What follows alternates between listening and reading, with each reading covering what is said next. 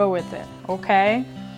My name is Belle Njanga, and I am your humble host. Welcome to the first ever episode of Fierce Living. I feel like I went through some burners. I went through some really hot waters that have formed me, that have kind of changed the texture of my skin, so to say, to this person that is today. And so Fierce Living was born out of those toughest moments of my life. It was an endeavor to capture that. It's an endeavor to also stay on the bright side, right? Not just it's sunny in California bright, but like, where do you get the courage from to keep going? Where do you get the strength from to keep striving? Where do you get the power from to wake up every broken day and continue to walk down the broken road, right? I have 3 pillars that I stand by, and 3 stories that I have told over and over. And I have the feeling that my testimonies and my stories have helped a lot of people in different parts of the world, different stages of life, different works of life. And so I decided to start doing a podcast. When I started a podcast, I thought it was going to be a rant cast, right? So I will have this little channel where when I'm driving home from work or when I'm driving to work and I'm feeling something on my heart, I'm just going to rant. Someday when someone finds it important, I will pay more mind to it. But literally weeks into doing my little podcast, I had, some of the most respectable people in my life calling me and telling me how awesome it was that I was telling my story, how comical it is, and how empowering it can be. And so I decided that why stop at a podcast? Everyone's making YouTube videos nowadays. I might as well join the bandwagon. Who knows what's going on with that? I'm kidding. But then I decided that I'm going to tell my story. I really want to tell my story. And I know there's a lot of people who need to hear my story and who might, I always say that my story might help you skip, a 10-year phase in life that you just couldn't handle, because you took the one wrong turn, right? It's not always proper. It's not always perfect. It might, not work as planned, but I feel like my authentic story is going to help someone out there, and that one person might be you. So thank you for tuning in. Thank you for checking out Fierce Living. I don't know where I came from with those words actually, but I just feel like at a certain point in my life I was living really fiercely. Like, it was tough, but I just was forging through. That's what I call fierce living. Some people think fierceness, is like wearing that bomb makeup and getting on those heels and just strutting down that runway like you own it. Haven't done that yet, but I'm living fierce. In my day-to-day life, I am mastering my situations, and I am, able to grow from the things that should have broken me. So that's the whole point of fierce living. A chance to grow from the things that should have broken you. A chance to get stronger, to get strengthened by the blows that were meant to kill you. Okay? So, again, there's going to be a lot of storytelling. I think that people learn a lot from actually listening to someone's story. And at first I thought I would wait until my life's perfect. I'm married with 4 kids and, all of that fun stuff. And I'm making the, perfect pay. And then I would tell the story. But then I realized that every time I get on YouTube and I'm listening to people's stories, and it's people who have made it, it seems like they rush through the facts, right? Like we don't pay close attention to the detail. And so a lot of the people who are actually dealing with what they're talking about miss the entire point.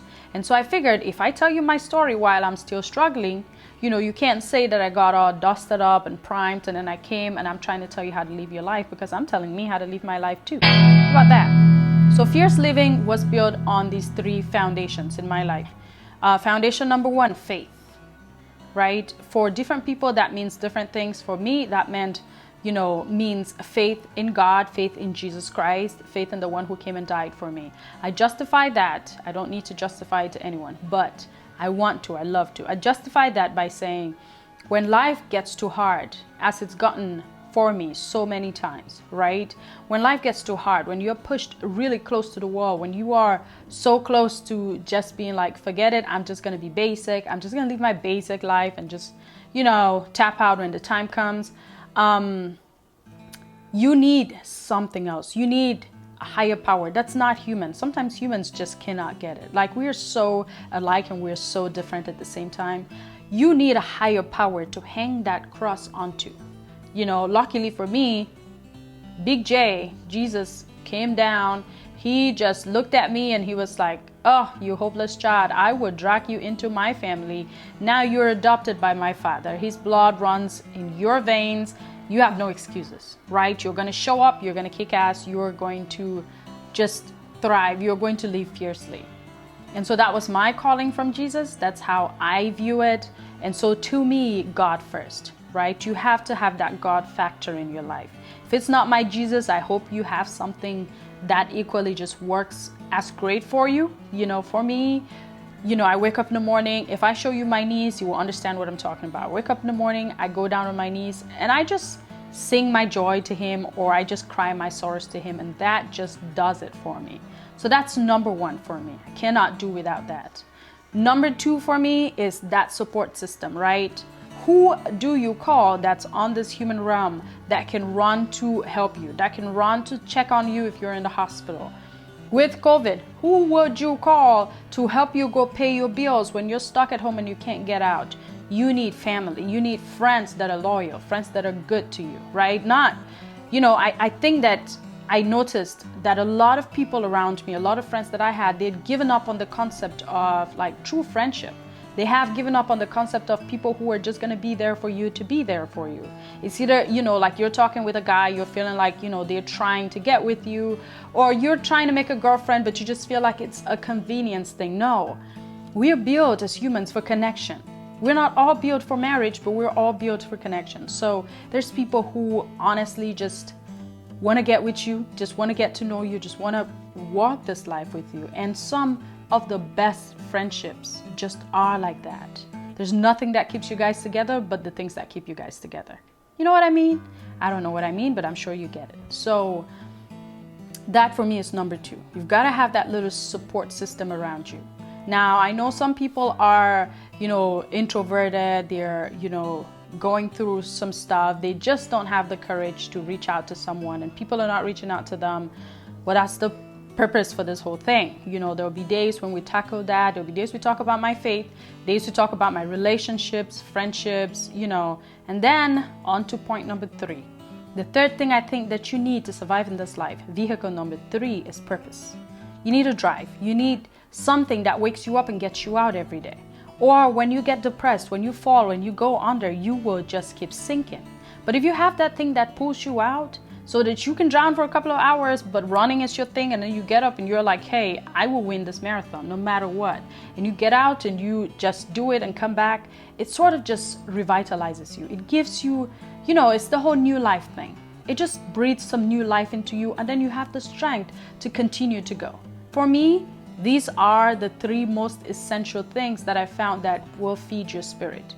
Now, this is spirit talk, right? We will talk about food, and we will talk about, diets, and we'll talk about my struggles with that.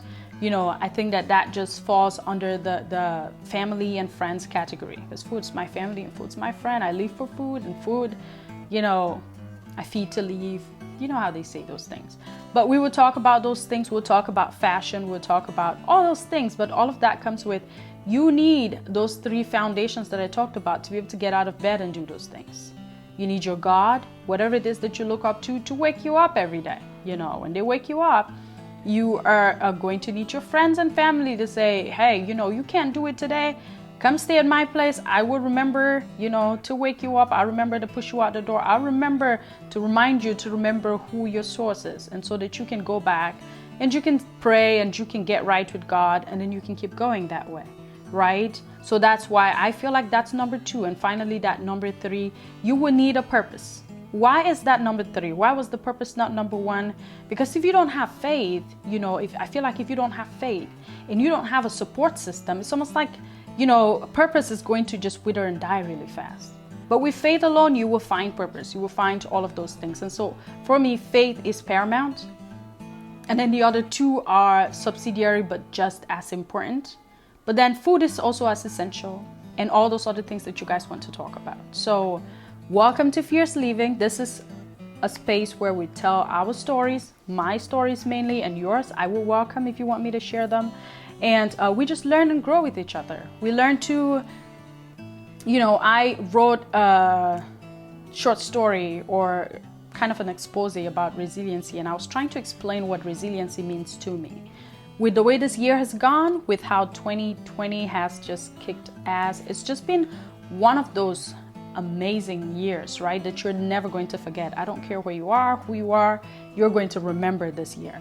So with the way that has gone, I was trying to write something that says what resiliency is for me every day when I wake up in my space right here. How do I go from my bed to my shower to get dressed? How do I decide how I get dressed? How do I walk out the door?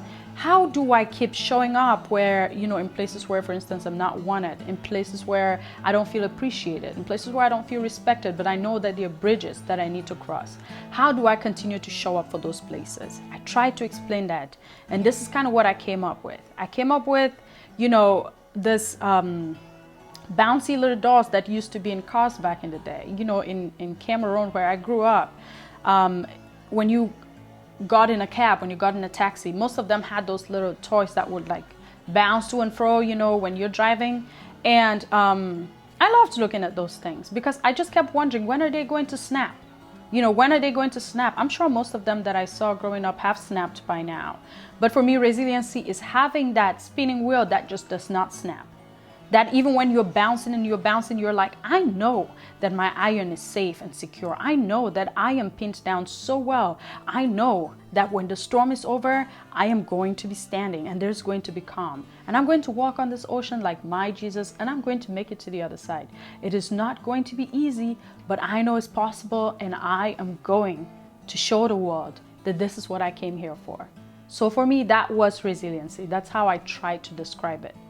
I don't want to get into, like a lot of my stories today, but plan to show up and listen to my stories about my growing up, stories about how I moved, from Cameroon to America by myself, my family, my mom, dad, siblings, still back in Cameroon, I'm here, and how that journey was for me, how I made it all the way to here, right? It's not going to be one sit and then a nice long story. It's going to be, what are we tackling today, and how does my story fit into this? I am eager, excited to get to know you guys, for you guys to get to know me. I am looking forward to getting vulnerable here with you guys and hopefully just growing, right? Hopefully this is another wheel of my resiliency that I'm going to add in years to come and talk about it, and we will all be excited. Thank you for tuning in. I hope that you have a wonderful, wonderful 2021, and I hope that we can share it together here.